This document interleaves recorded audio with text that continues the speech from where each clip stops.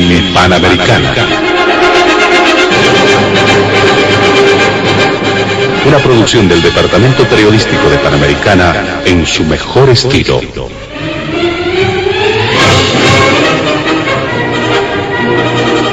Entrevistas exclusivas sobre temas que crean expectativa general. Diálogo en Panamericana.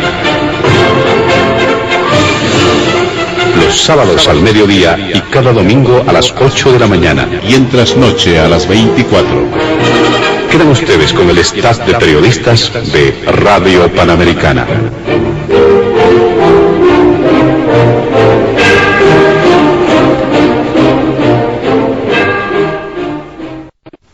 ¿Cómo están, amigos de todo el país? Bienvenidos a Diálogo en Panamericana.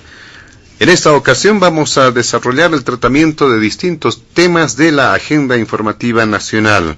Al igual que en otras ocasiones estaremos abordando estos tópicos que generan permanentemente polémica e interés en la población. El primer punto tiene que ver con este camino hacia los comicios subnacionales y las tendencias que se enmarcan respecto a la favorabilidad electoral. Es de conocimiento público que recientemente se han publicado resultados de una segunda encuesta realizada por una empresa, y al margen de hablar específicamente de porcentajes, datos, habrá que destacar cuáles son las tendencias, qué elecciones se están marcando en caso de consolidarse, por ejemplo, estos datos que se manejan en el escenario, aunque muchos han reiterado, y eso es bueno puntualizar, que las encuestas son fotografías del momento, en un escenario totalmente dinámico, y además se dijo en reiteradas ocasiones que hay dudas, no hay controversia sobre el criterio que tienen los datos de las encuestas, porque muchos dicen no son reales, y llegada la hora de la verdad, cuando se realizan los comicios, las cosas pueden cambiar. Con ese añadido, bueno, es importante destacar este primer punto de diálogo en Panamericana. El segundo tiene que ver con la polémica sobre los alcances de la ley de emergencia sanitaria. Es necesario dar cuenta respecto a la polémica que se ha generado en torno a este tema, tomando en cuenta las posturas que se han registrado sobre la misma y, ante todo, estas expresiones de preocupación que han surgido de parte del sector médico. Y finalmente, en el tercer punto de diálogo en Panamericana, realizar el análisis sobre los alcances del decreto de amnistía e indulto humanitario, como se ha denominado así, que ha sido corroborado, refrendado por la Asamblea Legislativa Plurinacional en función de este decreto presidencial que ha sido enviado precisamente por el jefe de Estado, Luis Arce Catacora. Estos tres puntos serán parte del análisis de diálogo en Panamericana este fin de semana. Nuestros invitados especiales se encuentran ya convocados en función del contacto telefónico y también a través del mecanismo virtual. El legislador supraestatal, ex senador del Movimiento al Socialismo, don Adolfo Mendoza. También se encuentran convocados el jefe del Movimiento Nacionalista Revolucionario, exdiputado de esta fuerza, don Luis Eduardo Siles, y finalmente el politólogo Franklin Pareja. Junto a ellos estaremos desarrollando la agenda de diálogo en Panamericana en un escenario un tanto particular, tomando en cuenta de que nos encontramos en sábado de carnaval, pero como es de conocimiento público, las actividades carnavaleras han quedado suspendidas producto de la pandemia del coronavirus. Vamos a darle la palabra inicialmente, y antes de nuestra recomendación habitual, antes de iniciar con estas consultas, vamos a solicitar a nuestros amables invitados del fin de semana evitar emitir cualquier criterio que sea considerado de racismo o discriminación. Ahora sí, le damos la palabra a don Adolfo Mendoza para que pueda hacer referencia a este primer punto de diálogo en Panamericana. Este camino, esa evaluación que existe respecto a las subnacionales y las tendencias que se van marcando a partir de estos estudios de favorabilidad electoral, estudios de encuestas que se van realizando. Muy buenas tardes, adelante, don Adolfo Mendoza.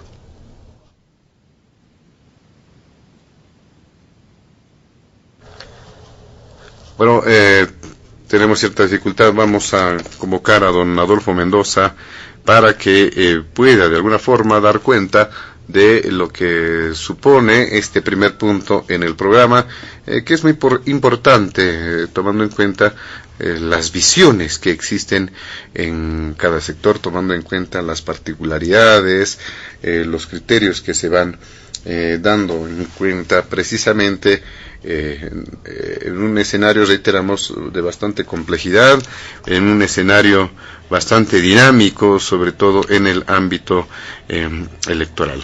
Estamos convocando a don Adolfo Mendoza, que estuvo en comunicación ya preestablecida con la emisora. Seguramente ha sucedido algo para que se corte la comunicación, pero reiteramos, es muy importante destacar lo que sucede con este primer punto, y nuestros amables invitados del fin de semana estarán dando cuenta precisamente de este tema. Ahora sí, le damos la palabra a don Adolfo Mendoza. Adelante, por favor, en este primer punto.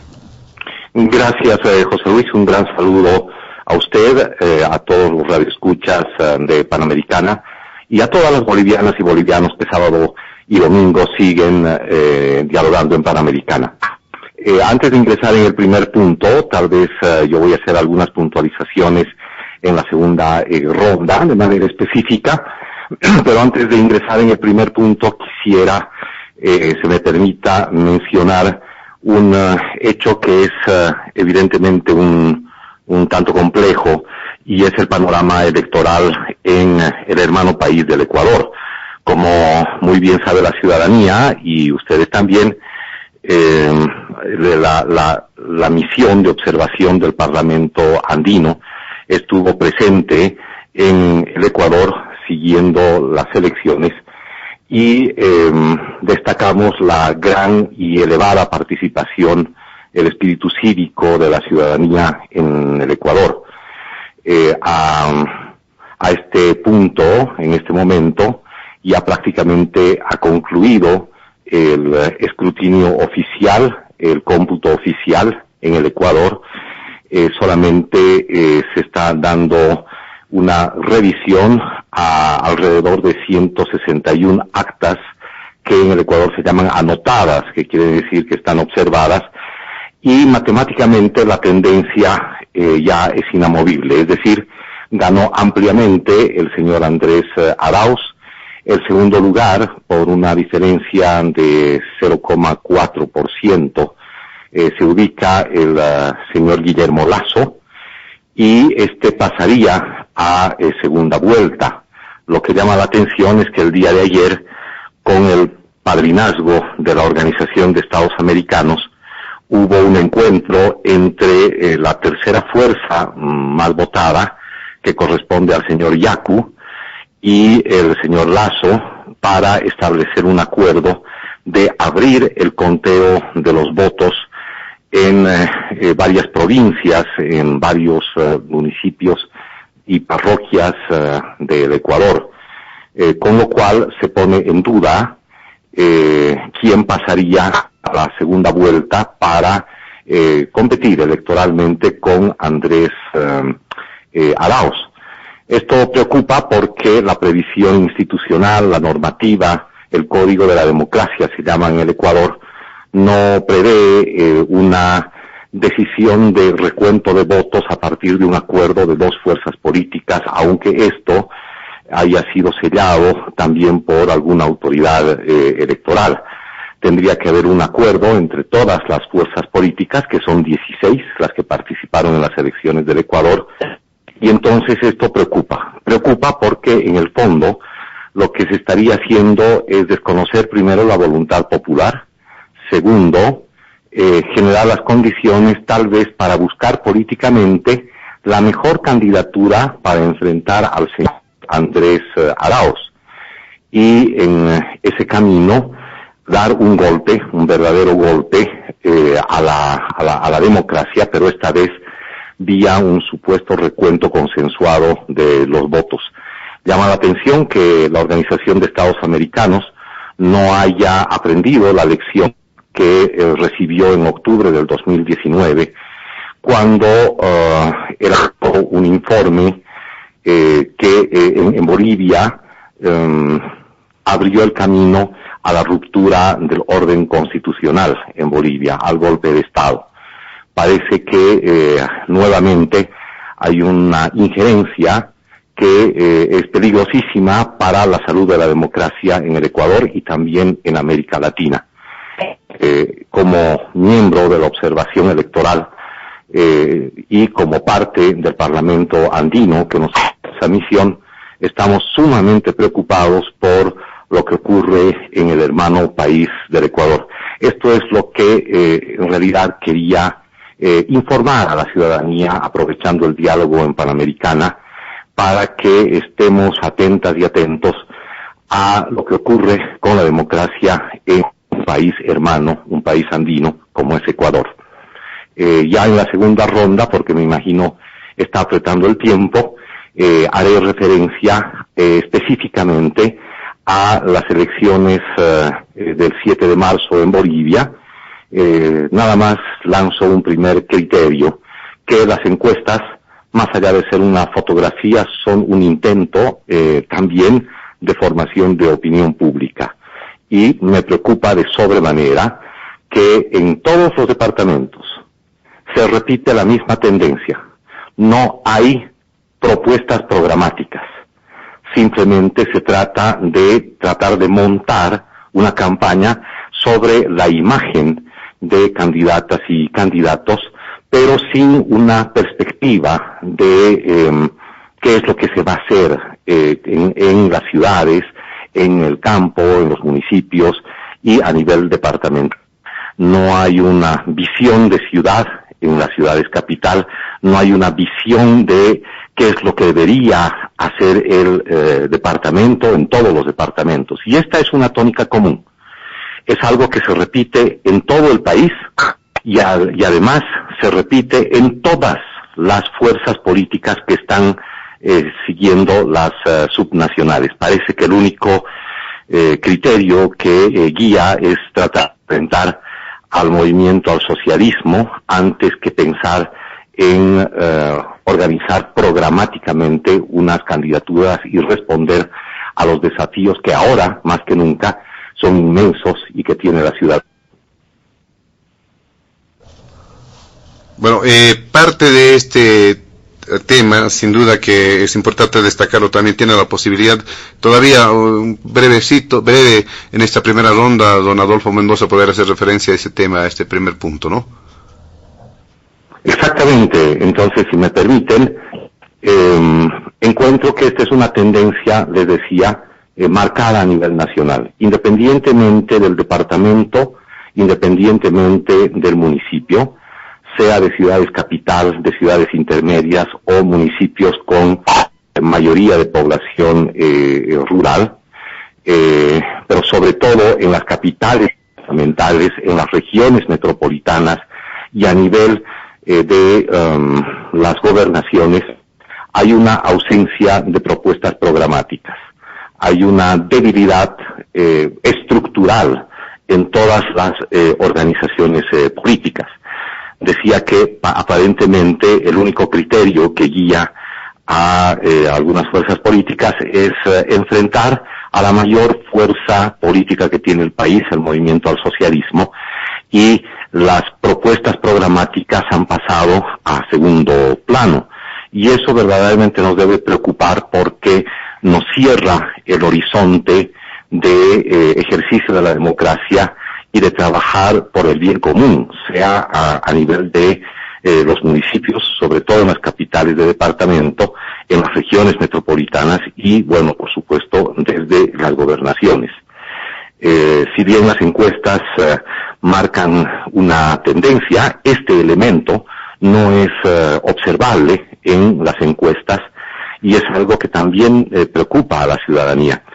Más bien parecería que en el caso de las candidaturas, especialmente en La Paz con Arias, en Cochabamba con Manfred Reyes Villa y en Santa Cruz con Fernández, parece ser que se está introduciendo en el país una lógica perversa de la democracia, donde a auténticas mafias organizadas que se vinculan con organizaciones políticas, son las que apadrinan este tipo de candidaturas. No quisiera pensar que es algo parecido a la tradición antigua colombiana con el Chapo Guzmán, o finalmente con el caso de los padrinazgos en el norte de México. Pero lo evidente es que todo esto nos conduce a una sola conclusión. Hay una ausencia de propuestas por parte de las organizaciones políticas. Yo quiero ser enfático en ese elemento, porque hoy más que nunca las organizaciones políticas deberían dar la talla, deberían establecer un conjunto de líneas estratégicas, programáticas, por la crisis múltiple que vive el país y por el delicado momento que atraviesa la ciudadanía. Muy bien, le agradecemos a don Adolfo Mendoza haciendo referencia a este primer punto de diálogo en Panamericana. Rápidamente le damos la palabra a don Luis Eduardo Siles, jefe del Movimiento Nacionalista Revolucionario, para que pueda también abordar este primer punto. ¿Cuál es su evaluación en torno a este proceso hacia los comicios del 7 de marzo y cuáles son también cuál es su evaluación en torno a estos estudios de preferencia electoral? Adelante, don Luis Eduardo Siles. Bueno, muy buenas, José Luis, muy buenas a toda la audiencia de Radio Panamericana, a los distinguidos panelistas, al señor Franklin Pareja y al señor Mendoza, participantes en este debate de diálogo panamericano. Muy buenas, un saludo cordial. Bueno, yo creo que en este primer punto, primero tenemos que situar la situación en el contexto que es el de hoy, un contexto marcado porque venimos del proceso de 2019, donde hubo unas elecciones fraudulentas, posteriormente el gobierno transitorio, después las elecciones de 2020 con menos fraude, pero igual algunos casos de fraude que han sido denunciados, pero sobre todo lo que marca el contexto es la situación de la pandemia, ¿no es cierto?, que afecta a todo el país y al mundo, y que se traduce a nivel político en una situación de menos contacto personal, más mediatización de la política y el lugar más importante de las encuestas en la toma de decisiones. Y obviamente en un ambiente psicológico, individual y colectivo muy especial, porque obviamente cuando uno todos los días está oyendo que se murió alguien, algún amigo, si no es algún familiar, si no es algún colega de trabajo, en fin, todo esto pues está, digamos, construyendo un escenario sociológico y político especial, diferente de lo que habíamos vivido hasta ahora. Eso a nivel del contexto. A nivel específicamente de lo que está ocurriendo, yo creo que está claro de que el movimiento del socialismo ha sufrido en 3 meses un desgaste abrupto de su imagen, un desgaste, yo diría que contundente, lo que va a hacer de que en estas elecciones va a perder las elecciones. En primer lugar, porque aparecen las participaciones del señor Arce tocando la guitarra cuando la gente se está muriendo, repito, cuando hay gente sufriendo, cuando hay tanto dolor, sumamente desubicadas y sumamente anómalas. Es decir, yo no creo que haya ningún presidente del mundo que muestre que está tocando la guitarra y cantando cuando la gente está muriendo. En segundo lugar, aquí ha habido un proceso de también una situación única. El gobierno de Bolivia, a través de su máximo vocero, que es el presidente, chantajea a los ciudadanos para que voten por su partido. Es decir, el señor Arce insinúa, y así ha sido interpretado por todos por diferentes medios de comunicación, incluso aquellos que tienen cierta simpatía por el oficialismo, él chantajea a las personas en el sentido de decirle de que el COVID necesita vacunas, que las vacunas va a ser más difícil coordinar las políticas públicas si no son del MAS los elegidos, etcétera, etcétera. Y esto es pues algo que va a resultar contraproducente, porque justamente por este tipo de afirmaciones es que el binomio anterior, el binomio de Morales y Linera, sufrió un deterioro en su imagen tan grande, y muchos esperaban que el señor Arce iba a cambiar esto, ¿no es cierto?, porque era una persona que porque era en la universidad y no mintió sobre su título, sino que realmente lo obtuvo, era una persona seria, una persona más previsible, una persona más compuesta, pero una persona que siendo presidente de la República dice que solo va a ir a hablar con las personas que salgan elegidas de su partido y que los otros no son bolivianos, no son dignos de poder coordinarse con ellos, es pues una persona que está reproduciendo una forma de hacer las cosas que resultó sumamente contraproducente para el mismo movimiento del socialismo. No se sabe también si es, por otro lado, la estrategia del señor Morales, que recordémoslo, fue recibido a silletazo limpio en una reunión en el Chapare, la que le va a costar muy caro. Es decir, ahí hubo un silletazo sin consecuencias en Cochabamba, pero en el caso del Alto, por ejemplo, la señora Copa le está reduciendo al movimiento socialismo a su mínima expresión en la votación en la ciudad del Alto. Entonces, todos estos factores, yo creo que sumados al hecho de que se percibe una falta de empatía, una falta de sensibilidad de parte del oficialismo y del presidente por el sufrimiento de la gente, todo esto se va a traducir en, la debilidad más en los centros urbanos ya era una cosa que existía desde antes, pero yo creo que este revés va a ser mucho más grande, sobre todo cuando vemos lo que ha pasado con el señor Rafael Quispe. Creo que el oficialismo realmente, si algo no puede tolerar, es que haya un individuo aymara como el señor Quispe, contestatario y digno, para que tenga que tomar una actitud de animadversión y de agresividad en contra de él, impulsando, hay que decir las cosas como son, un juicio donde, como siempre ocurría en los 14 años previos, el acusador, el denunciador, el que señala el robo, acaba siendo acusado y los que robaron están impunes y pasean su impunidad y sus cuentas bancarias por la calle y se ríen del resto de los bolivianos. Esto es preocupante. Yo sé que el señor Quispe aún no ha sido inhabilitado porque el proceso judicial no acaba con la sentencia en primera instancia, pero es pues preocupante que se manosee la justicia de esta forma y que la justicia sea manoseada de esta forma y que un candidato digno, un genuino representante del pueblo aymara sea hostigado y sea judicialmente acosado. Ese es acoso político, lo que hacen con él es acoso político, no lo que él hizo al denunciar el caso de corrupción del fondo indígena de cientos de millones de bolivianos que se robaron de los propios indígenas.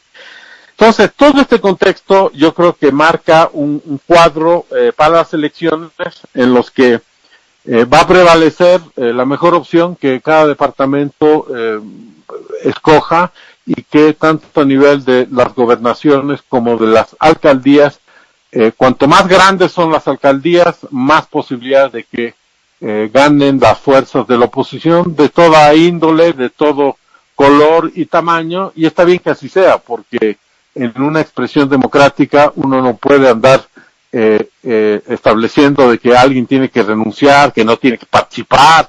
Todos tienen derecho a participar y está bien que así sea. No he entendido lo que ha hecho el señor Mendoza, de que hay unas agrupaciones mafiosas que están vinculadas al narcotráfico. No he entendido lo que ha dicho, pero yo quiero recordarle que el partido al que él representa tiene su sustento en los cocaleros del Chapare, que producen el 98% de su producción destinada al narcotráfico. No sé cómo puede mencionar a otros que tienen una relación con el narcotráfico, que son como mafias, no sé qué dijo.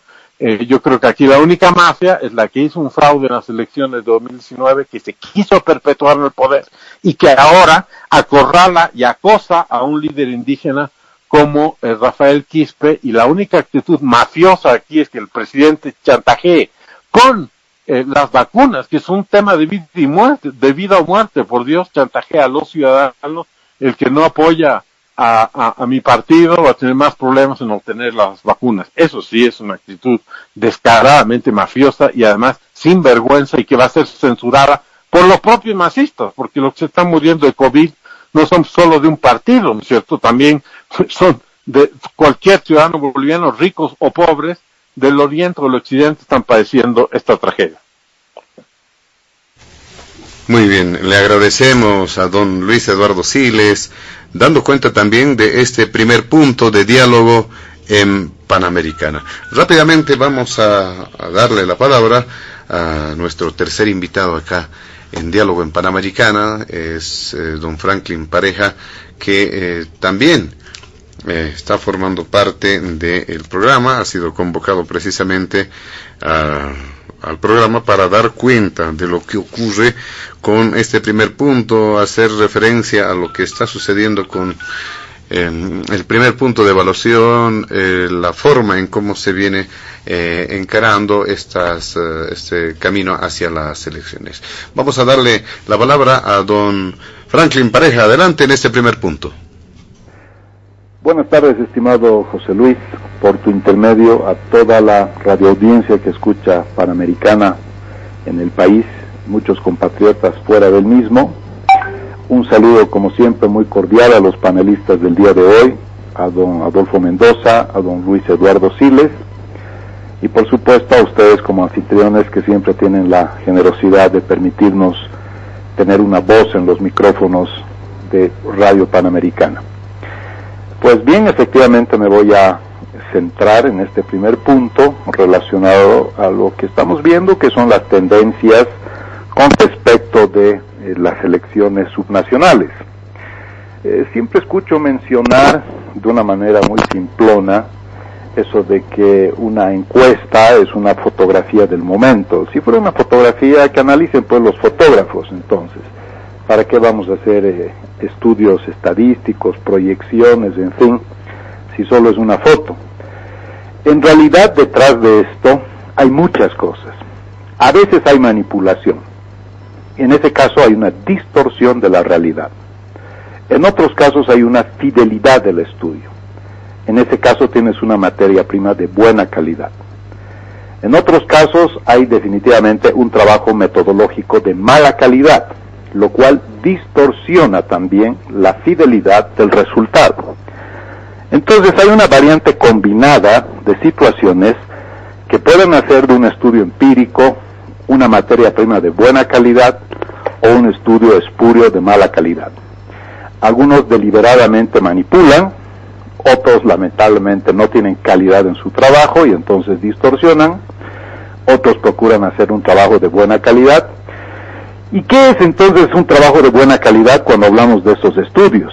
Primero, el tamaño de la muestra. El tamaño de la muestra es muy importante. El segundo elemento sustantivo es la estratificación. Bolivia es un país bastante heterogéneo, donde la diversidad del pensamiento realmente tiene variaciones muy importantes, y no solamente esto se aplica en el plano nacional, sino inclusive en el plano local. Solamente en La Paz, en la ciudad de La Paz, la estratificación socioeconómica determina una diferencia bastante considerable en cuanto a la intención o la percepción. Lo propio sucede en todas las capitales de departamentos, pero a mayor densidad demográfica, indudablemente que es más heterogéneo el pensamiento.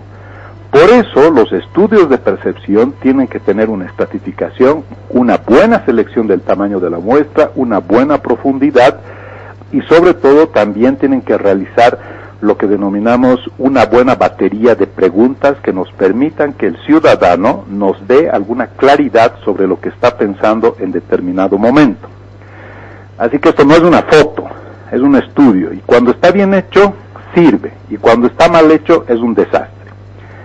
Obviamente, a veces la mala reputación de los estudios hace que de una manera muy simplona hagan mención a de que las encuestas siempre dicen una cosa y el día de la elección sucede otra cosa, en fin. Y eso a veces es cierto porque lamentablemente pues hay proyecciones que se realizan de una forma y el día D no se cumple, no se ajusta, y esto ha sido lo que ha sucedido en la última elección, en la elección nacional.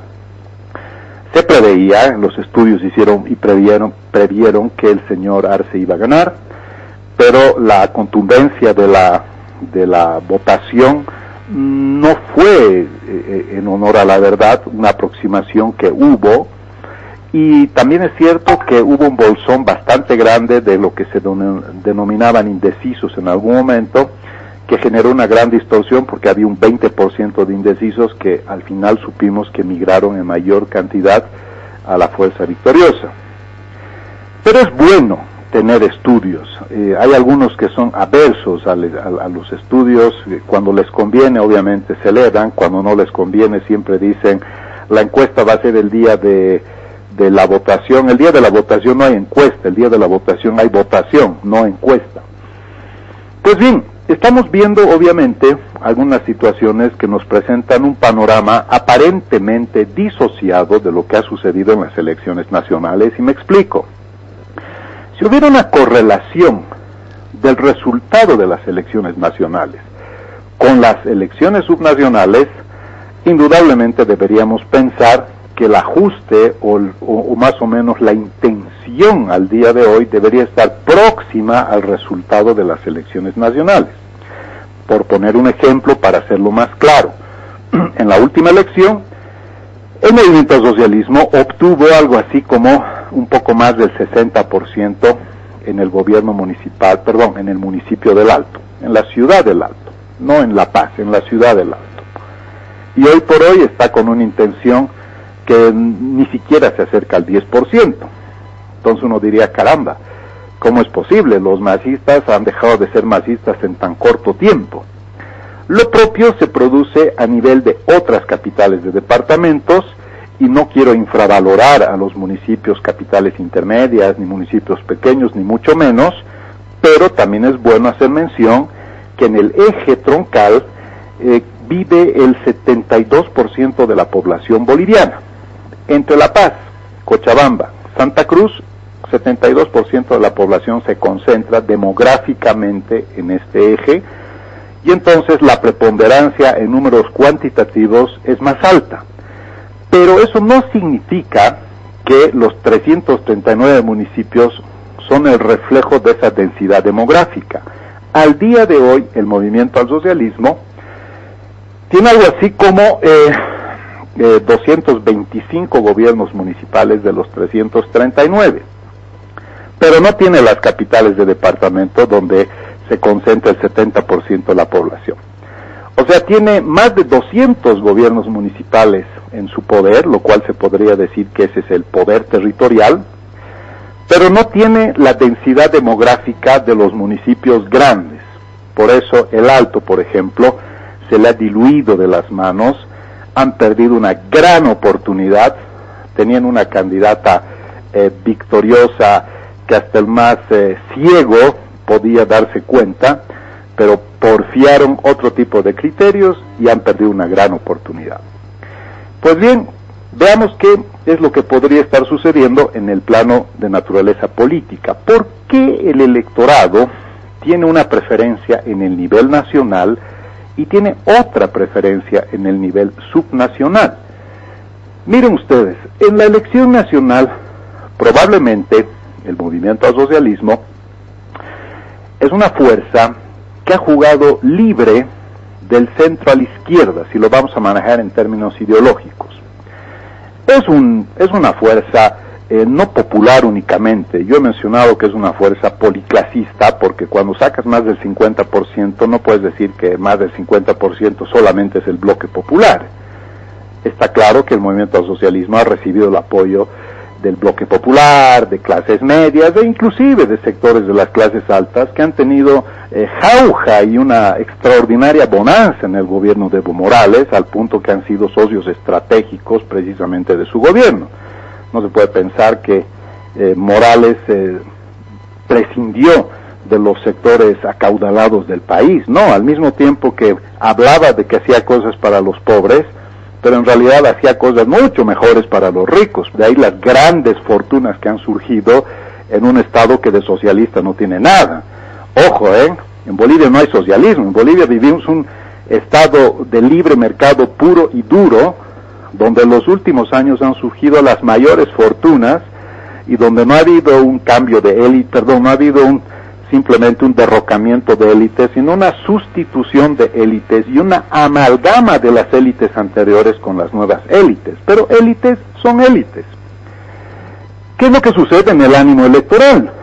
Probablemente en una elección nacional hay una clara definición de que las fuerzas tradicionalmente opositoras al movimiento al socialismo disputan el mismo voto, entonces por eso se fragmentan.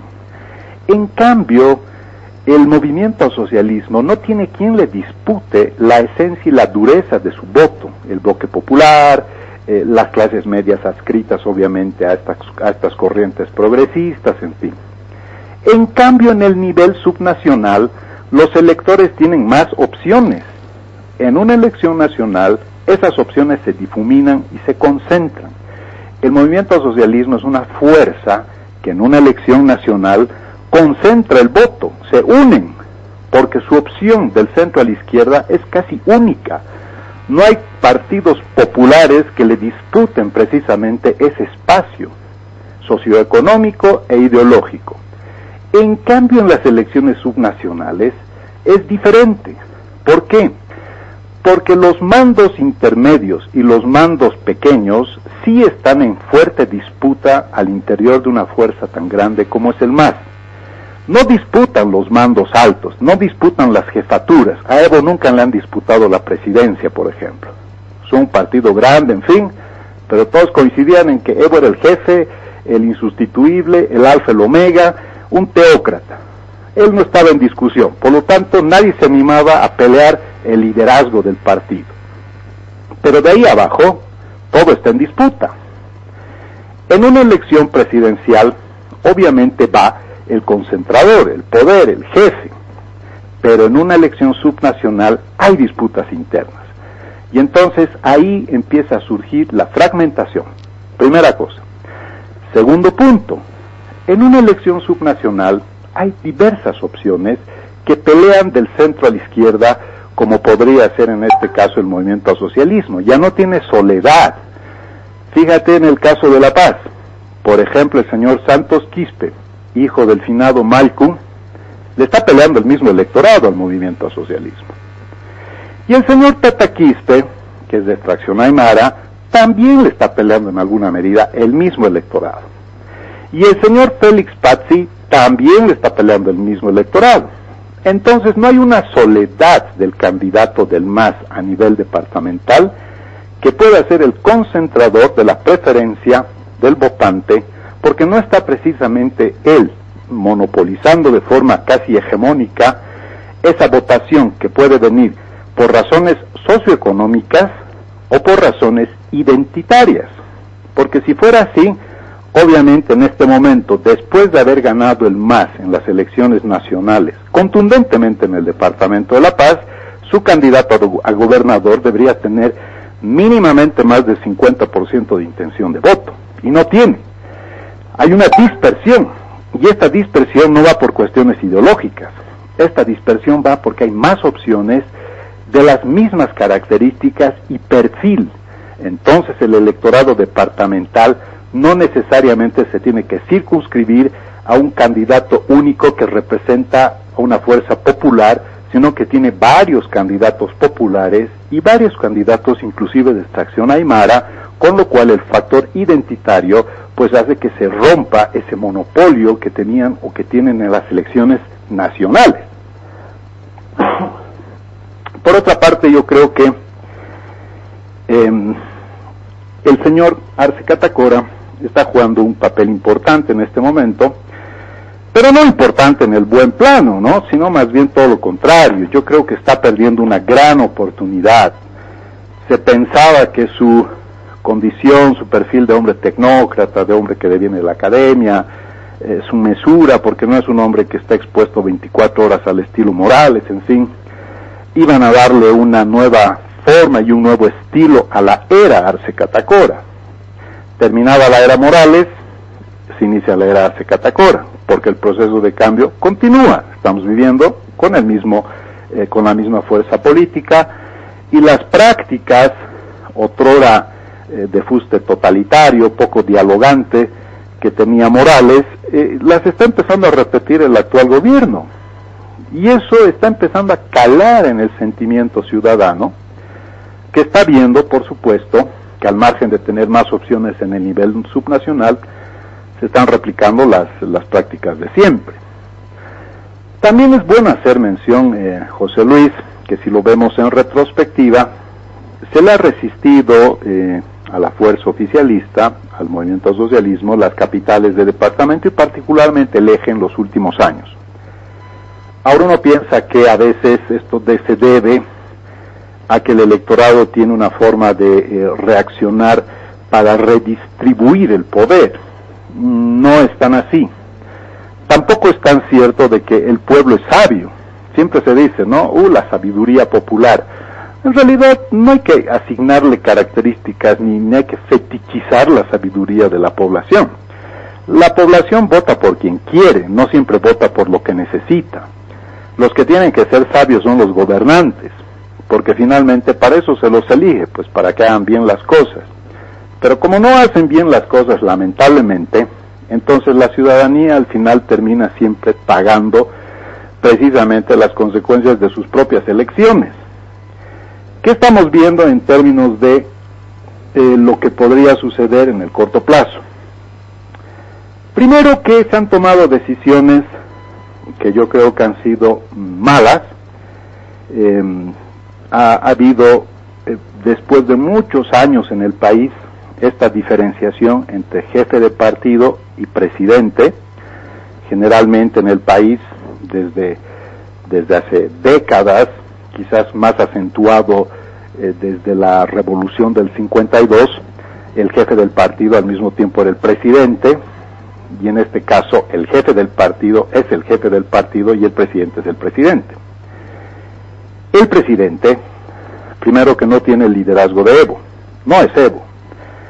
El presidente tampoco es el jefe. El presidente nunca va a poder ser como Evo, no tiene tradiciones ni luchas sociales en su haber.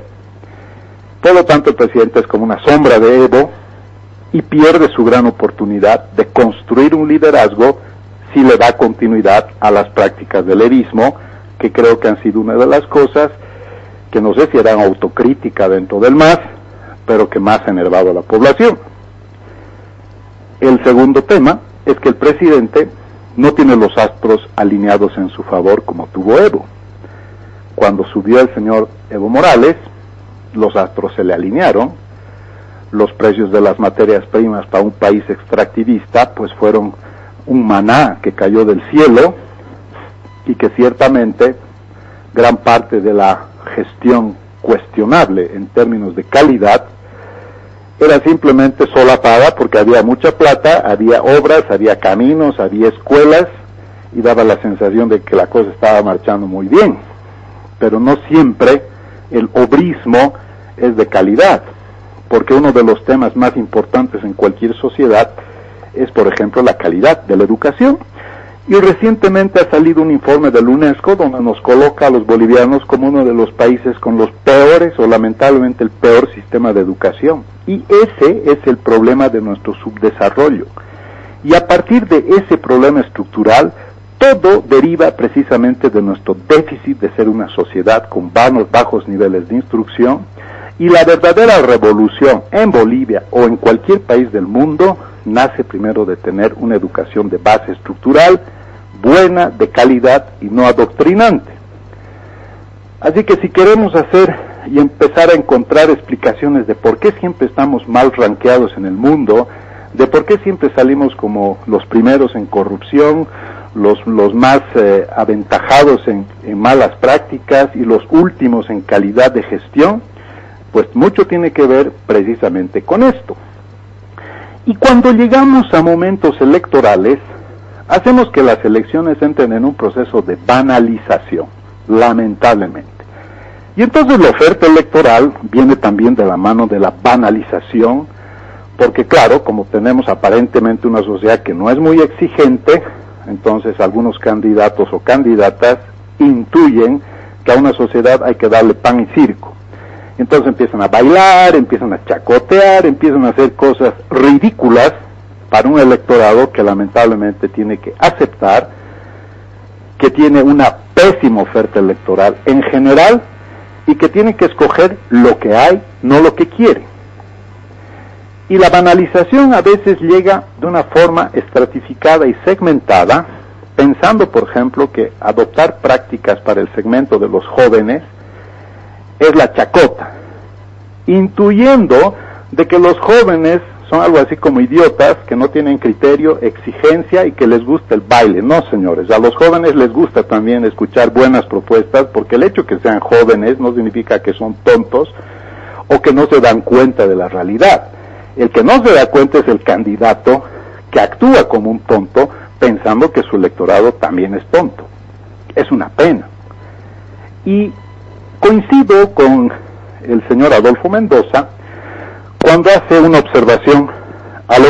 Coincido con el señor Mendoza cuando hace una observación que creo que es estructural. Él hace mención a que no hay propuestas programáticas en la mayor parte de la oferta electoral actual.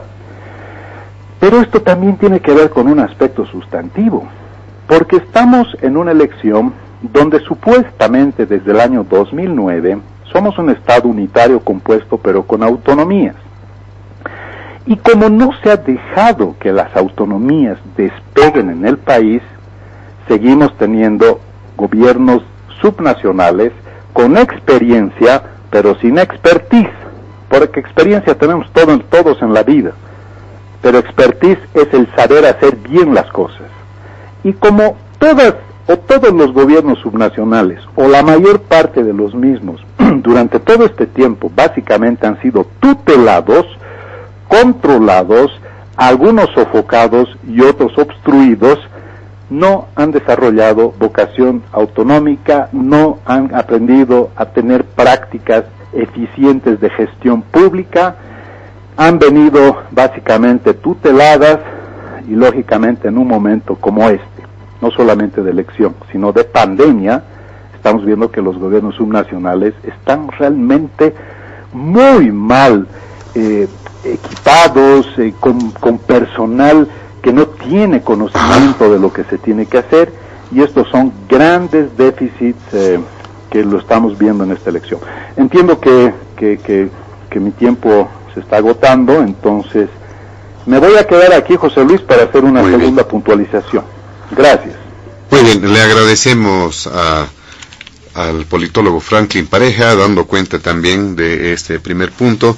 El tiempo va avanzando, ni duda cabe, y los temas en la agenda de diálogo en Panamericana son muy importantes y requieren también del mismo tiempo, o por lo menos una buena cantidad de tiempo para que pueda haber el tratamiento correspondiente. Vamos a ir rápidamente al segundo punto de diálogo en Panamericana, pero con la salvedad, y así hacemos caso de lo que nos decía don Franklin Pareja, con la salvedad de que puedan tener nuestros tres invitados el tiempo también muy breve para hacer referencia a algunas puntualizaciones respecto al primer punto. Pueden ajustar algunas ideas, realizar puntualizaciones, pero de lleno entramos también al segundo punto, que tiene que ver con esa polémica sobre los alcances de la ley de emergencia sanitaria.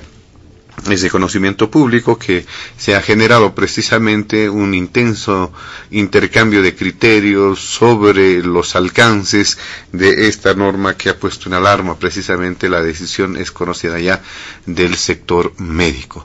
Vamos con usted, don Adolfo Mendoza, haciendo puntualizaciones respecto al primer punto y abordando el segundo. Adelante. Vayamos a algunas conclusiones preliminares respecto de las elecciones que, más allá de ser subnacionales, son elecciones de gobiernos autónomos, departamentales, regional, municipales e indígenas. La primera conclusión es que hay sin duda una gran fuerza política, es el movimiento al socialismo, y que a no durar se saldrá victorioso en la mayoría de los municipios, independientemente de la escala de estos municipios. Esta fuerza política nuevamente va a estar en la delantera de la propia representación a partir del voto ciudadano. Una otra conclusión es que el problema estructural de la falta de programas deviene también de la ausencia de una comprensión precisa del significado de las autonomías. Ninguna fuerza política que se opone al movimiento al socialismo en las elecciones de gobiernos autónomos tiene una perspectiva clara de qué es lo que necesita y debe proyectar un departamento, una región, un municipio y una autonomía. En esas condiciones, sabiendo que hay una gran y fuerte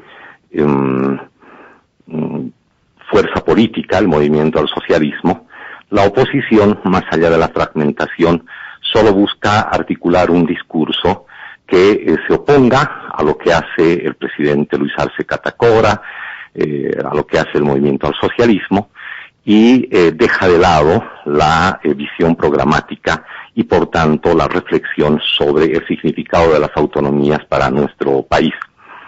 Yo quiero advertir en este momento que esta gran ausencia de propuestas programáticas llevan a perder de vista lo común que nos une, llevan a perder de vista el significado del bien común.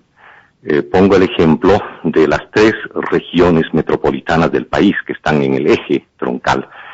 La región metropolitana de La Paz, que incluye varios municipios, no solamente El Alto y Nuestra Señora de La Paz. En el caso de Cochabamba, la región Canata, que incluye a 7 municipios, no solamente el municipio de Cercado, también está Quillaco, Sacaba, Vinto, Sipesipe, Tiquipaya, y en el caso de Santa Cruz, que además de Santa Cruz de la Sierra, están los otros municipios que forman parte de un nuevo conglomerado, de una nueva perspectiva de organización territorial del poder y de la propia representación. Los municipios de manera aislada en las regiones metropolitanas no pueden ya darse el lujo de dejar de coordinar, y por eso precisamente es que esta ausencia estructural de propuestas programáticas está prestando muy poca atención a el papel que deben jugar en ese eje troncal, siguiendo el ejemplo, las regiones metropolitanas para un buen gobierno. La consigna para todas y todos debería ser: a problemas comunes, soluciones comunes.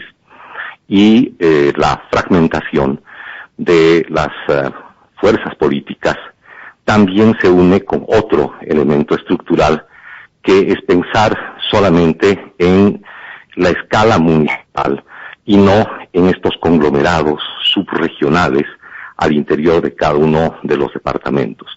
Eso es lo que en verdad preocupa, que exista esta ausencia estructural en un momento en el que necesitamos responder a los retos que nos plantea la crisis múltiple.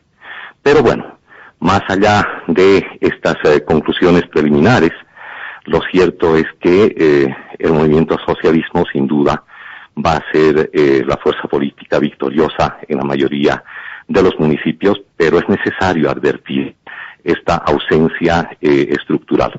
Paso rápidamente al segundo punto. La ley de emergencia es una ley que define la necesidad de trabajar la gestión de salud en el marco de la crisis sanitaria. Y la oposición de algunas élites del sector médico no puede perder de vista el bien común que está en juego. Y el bien común que está en juego es defender la vida y enfrentar la pandemia. No nos podemos dar el lujo como país de organizar paros médicos en un momento de emergencia y de pandemia. Eso es algo totalmente irresponsable, eso es algo que atenta contra el derecho a la salud y sobre todo el derecho a la vida de toda boliviana y todo boliviano. Precisamente por eso esta ley de emergencia es fundamental para tener una perspectiva de trabajo común entre todos los niveles de gobierno, el nivel central, el nivel departamental, el nivel municipal y el indígena, para enfrentar en condiciones favorables la crisis sanitaria. Preocupa que se ponga por delante del bien común, por delante del derecho a la salud, por delante del derecho a la vida, los privilegios de algunos sectores. La mercantilización de la salud y sobre todo jugar con las perspectivas y expectativas de la ciudadanía. Debemos evitar que la salud sea un bien mercantil, debemos evitar que se reproduzcan privilegios en estos sectores. No solamente es el sector de élite médico, también en otros terrenos hay otro tipo de privilegios, de hacer el caso de los transportistas, etcétera, que piensan en el interés particular y no en el bien común.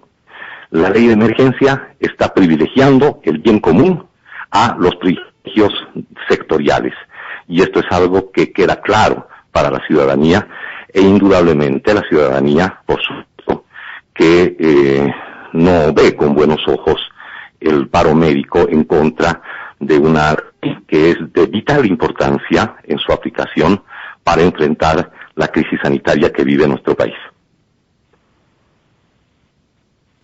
Muy bien, le agradecemos a don Adolfo Mendoza, dando cuenta también de lo que supone este segundo punto en Diálogo en Panamericana, esa polémica que se ha generado alrededor de los alcances de la ley de emergencia sanitaria, que hasta ahora no ha sido promulgada, y precisamente fue una explicación que ha brindado el ministro de Salud al momento de dar cuenta. Dice que existe una agenda apretada del presidente Luis Arce, es por eso que no se procede aún a la promulgación de esta norma, que dicho sea de paso, lo reiteramos, ha generado bastante controversia. Le damos paso ahora a don Luis Eduardo Siles para que pueda dar cuenta de este segundo punto y, si así lo considera necesario, realizar algunas puntualizaciones sobre el primer punto de Diálogo en Panamericana. Adelante, don Luis Eduardo Siles. Bueno, gracias, José Luis. Dos breves puntos sobre el tema anterior. Existe una avidez, yo diría insistente, de la necesidad de contar con propuestas programáticas por parte de los candidatos en los municipios y gobernaciones. Bueno, yo quiero decir de que el Tribunal Supremo Electoral tiene como requisito que todas las candidaturas tienen que presentar su proyecto, su propuesta programática por escrito específicamente y firmada, y que tiene que contener un contenido mínimo, el mismo que está establecido por el tribunal y en la ley. Entonces yo invito a todos los que están tan ansiosos de conocer las propuestas programáticas de la infinidad de candidatos en los municipios pequeños, grandes y medianos, que vayan al tribunal y recaben la copia de las propuestas, las analicen y ahí con conocimiento de causa las juzguen, las aplaudan o las critiquen, pero esas propuestas existen. Otra cosa es que el proceso de espectáculo de la política mediática de hoy en día no permita insistir demasiado en ellas, pero sí existen y no tienen que ser tomadas como si fueran una abstracción los documentos que presentan y que no existieron. Yo creo que lamentablemente en la polarización que hemos vivido como país durante 14 años, la estrategia que consiste en decir estos son los buenos, los que están al frente son los malos, estos son los negros, estos son los blancos, estos son los que sirven, estos son los que no sirven, el maniqueísmo y esta polarización ha hecho de que una gran parte, no todos, por supuesto, de los ciudadanos, algunos voten por el MAS sin pensar y otros voten en contra del MAS sin pensar, con el mismo grado de fundamentalismo y el mismo grado de poco debate. Y eso también es aplicable a la oposición. La oposición, con la idea de que hay que apoyar al que está primero, y no cuenta ningún otro tipo de argumento, no cuenta nada más. Lo que hay que hacer es apoyar al que está primero. Lo que hace es es empobrecer la democracia, desnaturalizar la democracia, y hace de que todo el debate político se limite a eso. Ahora, cuando se ven las encuestas en La Paz, donde el señor Arias tiene un crecimiento espectacular, que me parece muy bien, creo que es un hombre muy interesante, le deseo que le vaya muy bien. La primera reacción de todos los analistas y de los ciudadanos no es a ver qué programa tiene este señor o cuál es el programa que inscribió ante el tribunal, sino es decir, los otros se tienen que bajar, tienen que desaparecer. Pero puede ser pues que el doctor Larrea, el señor Arana, los otros candidatos tengan mucho que aportar en su perspectiva minoritaria, en su perspectiva, en su sensibilidad, que no es mayoritaria, pero justamente por eso ese aporte también vale. No, señor, todos se tienen que bajar. Lo único que hay que hacer es apoyar al que está primero. Eso nos está llevando a un empobrecimiento de la democracia y al deterioro, a la degradación de la política y del nivel que debería haber en política. Y eso es producto de una polarización que, repito, se remonta a estos 14 años, donde los de allá son buenos, los de allá son malos y los de aquí son buenos. Esta polarización también se aplica a este tema. Es decir, en todas partes del mundo se está agradeciendo, se está valorando a los médicos y a los sectores salud como si fueran los héroes de una guerra, como si estuviéramos en guerra contra un enemigo exterior, una guerra militar. Bueno, estaremos aplaudiendo a los soldados que van a arriesgar sus vidas, ¿no es cierto? No, en Bolivia estamos agrediendo, insultando a los médicos. Los guerreros digitales del oficialismo se dedican a insultar y denostar a los médicos. Y aquí mismo escuchamos de que la profesión médica no debe ser mercantil. Sin embargo, no creo que cuando el señor Evo Morales va a la clínica Los Olivos lo hayan atendido gratis, ¿no es cierto? Yo creo que lo han atendido cobrando mucho, que él puede pagar. De dónde no sabemos, pero él puede pagar. Los que no pueden pagar son la mayoría de los ciudadanos pobres, producto de 14 años de descuido del sector salud. Entonces, cuando se trata el tema de la ley de emergencia sanitaria, existe pues la preocupación de que ocurrió y la desconfianza, como ocurrió en el pasado, esta ley no sea para tratar el tema de la emergencia sanitaria, sino sea para atacar políticamente al sector salud, para vengarse del sector salud, para decir de que los que derrotaron al movimiento del socialismo en las calles con la puesta en cuestión del Código Penal en el año 2018, ahora sí nos vamos a vengar de ellos y los vamos a derrotar ahora que estamos en el poder. Es lo mismo que leyes que se aprobaron en el pasado, la ley contra el racismo, por ejemplo. La ley contra el racismo, uno podría pensar, personas cuyos padres, cuyos abuelos sufrieron de racismo, bueno, este tema lo van a tomar en serio. No, ¿para qué era la ley contra el racismo? Era para atacar a los medios de comunicación, para cercenar su margen de expresión. Para eso fue la ley contra el racismo. La ley contra la corrupción, ¿para qué era? ¿Para la corrupción? No, señor, era para sacarle la mugre a los opositores y legitimar los robos y las bribonadas de los oficialistas. Entonces, cuando hablamos de la ley de la emergencia sanitaria y que conlleva esto, atacar a los médicos, yo creo que estamos en el mismo patrón. Los médicos son pues de élite. ¿Por qué son de élite? Porque son personas que han dedicado como 18 años de su vida a estudiar, más que ninguna otra profesión. Porque son personas en cuyas manos están las vidas de las otras personas. O sea, nadie puede ser tan importante cuando uno está enfermo como un médico, ¿no es cierto? Y que ha estudiado 14, 15, muchísimos años para ser médico. Por supuesto que son de élite. Los médicos que el señor Maduro le mandó al señor Morales, como cuenta en una entrevista, son médicos de élite, porque son los mejores médicos. Le pudo mandar, se los mandó hasta Bolivia, y eso es repito, un privilegio que no tienen otros bolivianos.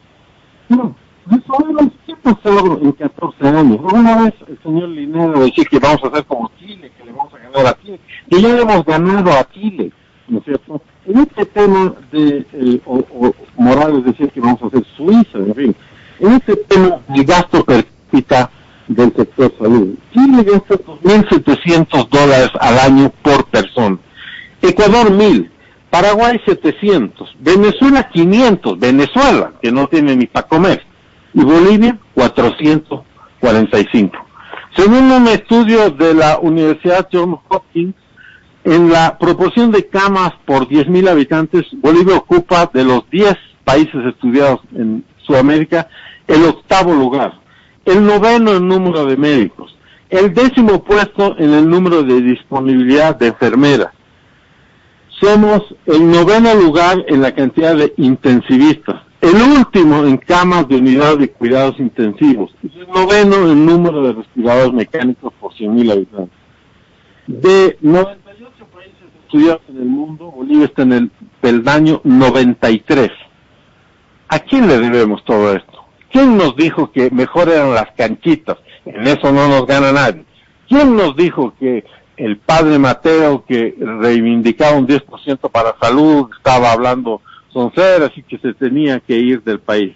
Entonces, este es un tema que lo tenemos que tomar en cuenta cuando analizamos la situación de la salud. Y cuando ya analizamos la situación de la pandemia, es lógico pues que la gente y los médicos se rebelen ante el hecho de que las vacunas son un secreto de Estado. ¿Cuánto cuestan? Confidencial. Nadie puede saber cuánto cuesta la vacuna. ¿Por qué no pueden ser transparentes?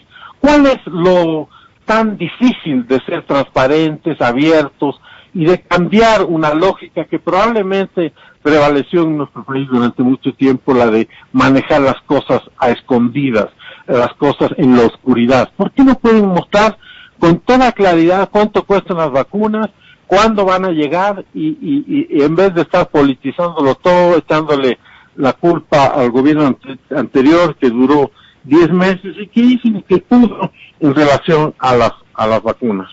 Yo creo que es justo demandar esa transparencia de parte de las autoridades del país.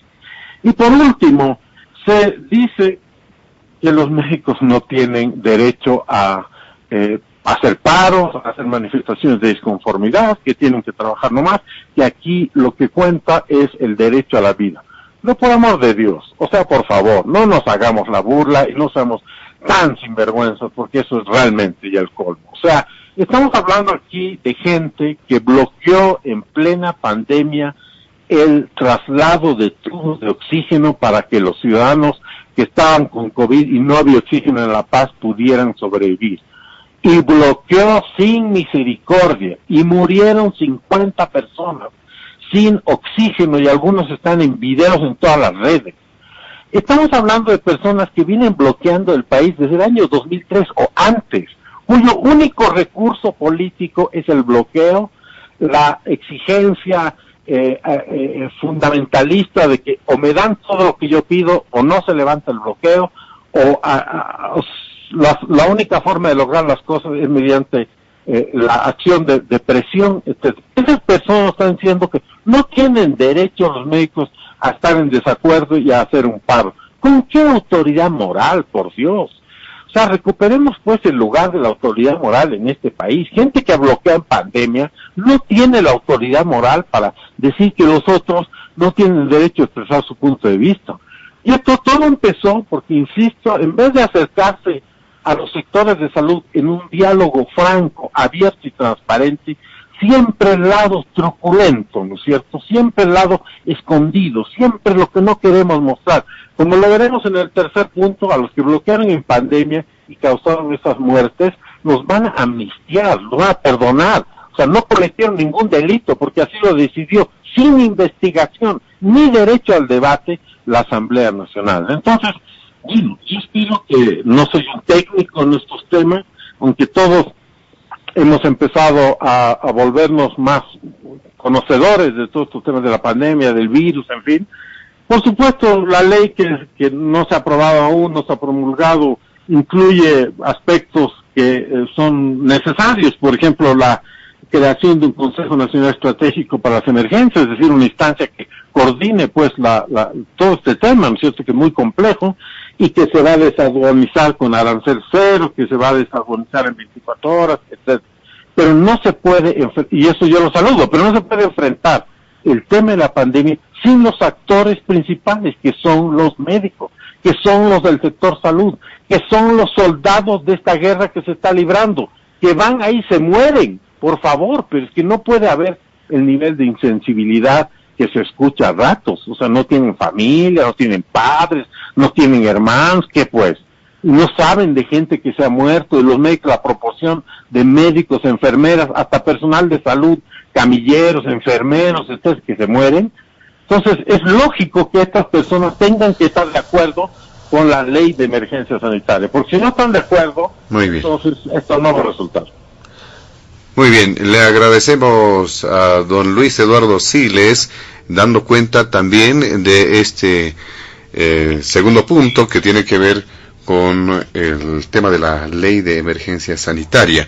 Le damos la palabra al politólogo Franklin Pareja para que pueda hacer referencia también a la polémica que se ha generado alrededor de este tema. Adelante, don Franklin Pareja.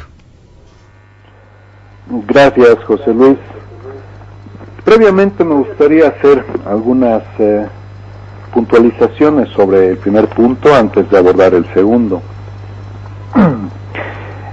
Estamos en elecciones subnacionales y realmente habría que preguntarnos qué es lo que realmente nos jugamos en las elecciones subnacionales. He escuchado por ahí que algunos sostienen de forma muy optimista de que eventualmente una configuración de autoridades no precisamente afines o pertenecientes al actual gobierno harían o restablecerían en el país un equilibrio de poder. Es decir, alcaldías que no son del gobierno generan un contrapeso al gobierno. Yo creo que eso es un romanticismo pensar, porque no se trata de tener una alcaldía o no se trata de prescindir de una alcaldía. En Bolivia, lamentablemente, el régimen autonómico no se expresa en lo que en esencia es la desconcentración del poder y la descentralización fiscal. Es decir, poder y platita.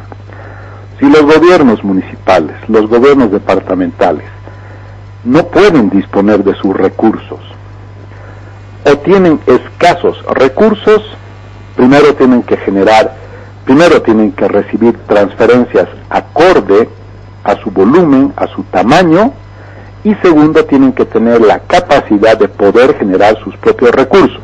Dos cosas que no pueden hacer. La ley de clasificación de impuestos impide que los gobiernos, sobre todo los departamentales, puedan ser generadores de recursos. Entonces las autonomías en el nivel meso, en el nivel departamental, son un cascarón. Nunca han dejado surgir a las autonomías porque constituyen y se vuelven contrahegemónicas para un proyecto hegemónico. Es que hay que tenerlo claro. ¿Por qué no han funcionado las autonomías en Bolivia? Porque se convierten en contrahegemónicas a un gobierno hegemónico. Un gobierno que no quiere desconcentrar el poder y tampoco pues va a pasar platita. Y por eso tutela a los gobiernos departamentales y condiciona a muchos gobiernos municipales. Si no se produce la desconcentración del poder, no es cuestión de transferir, además que ya están predeterminadas en la ley marco de autonomías, no es cuestión de que tengan competencias, es cuestión de que puedan asumir y gestionar sus competencias. De nada sirve que la ley diga, estas son tus competencias. Una vez que tú tienes las competencias, las puedes ejecutar, las puedes desarrollar, y si no puedes, ¿qué tienes que hacer? Tienes que entrar en sintonía, en obediencia y en disciplina con el gobierno nacional por una razón básica. El 80% del presupuesto nacional está concentrado en el gobierno nacional. Y los 339 municipios, las 9 gobernaciones y las 14 universidades se tienen que quedar con el 18%. ¿Quién manda? Un gobierno nacional. ¿Hay en esencia autonomía en el país? No existe autonomía. Entonces, ¿qué nos jugamos? Se pretendía, o por lo menos se avisoraba, de que las elecciones subnacionales podrían ser el mecanismo de eso, de la desconcentración del poder, para que a futuro no haya el riesgo de que el hiperpresidencialismo genere distorsiones en el país, para de una vez dejar de prescindir, o por lo menos para de una vez bajarle la carga de la concentración de poder a todos los futuros presidentes. Porque las autonomías en esencia son eso, la autogestión, para que las regiones y los municipios tengan capacidad productiva y competitiva. Siempre hablamos, ¿no? Municipio productivo, competitivo, pero no sabemos primero qué tienen que producir, porque no se entiende la vocación productiva, y segundo, no se entiende qué es competitivo, ¿no? Competir con quién o contra qué. Si no hay realmente una autogestión que permita, además, adicionalmente y como un gran valor agregado, que es el surgimiento de liderazgos locales y liderazgos departamentales o regionales, esa es otra de las grandes cualidades que tiene la descentralización, el proceso autonómico, que a través de la autogestión, a través de la autodeterminación, empiezan a surgir líderes en las regiones que tanta necesidad tiene el país. Pero si sofocas los procesos de desarrollo departamentales y municipales, ni siquiera permites el surgimiento de liderazgos. Y entonces la concentración de los partidos que siguen funcionando en clave autoritaria, totalitarista, llega el momento de elecciones y obviamente tienen que acudir ¿a qué? A cantantes, a bailadores, no sé, pues a una cantidad de personajes, personalidades y personas que no necesariamente tienen tradición en la gestión. Y como en Bolivia no tenemos escuelas de gobierno, pensamos que un buen deportista puede ser una buena autoridad para manejar el deporte. Pensamos que un buen cantante ya es suficiente para hacerse cargo de la cultura en el país. Pensamos que un economista automáticamente va a ser un buen ministro de Economía. Falso. Esa es otra gran distorsión. No tenemos escuelas de gobierno y por eso tenemos bajos niveles de desempeño y casi ausencia de lo que se llama institucionalidad. Todos en este momento es el festival de las ofertas. Voy a trabajar con todos, voy a ser respetuoso con este, con el otro, en fin. Y claro, llegará el momento, otra cosa es con guitarra, como se dice, a ver primero si pueden coordinar con el nivel nacional. Porque está claro que los gobiernos subnacionales tienen que coordinar con el gobierno nacional. Lo que habría que preguntarnos es si el gobierno nacional está dispuesto a coordinar con los gobiernos subnacionales que no le son afín. Eso no hacía lamentablemente la era Morales. Y esto no lo digo yo.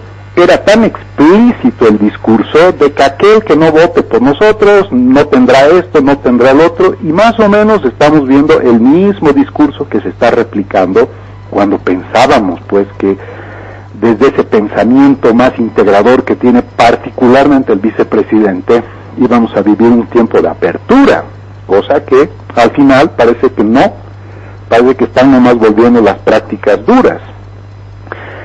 El MAS se decisiona internamente y son unos genios porque deciden ahora expulsar a aquellas personas que han decidido tomar otras opciones, ¿no? O sea, expulsan a los exitosos, la quieren expulsar a la señora Eva Copa.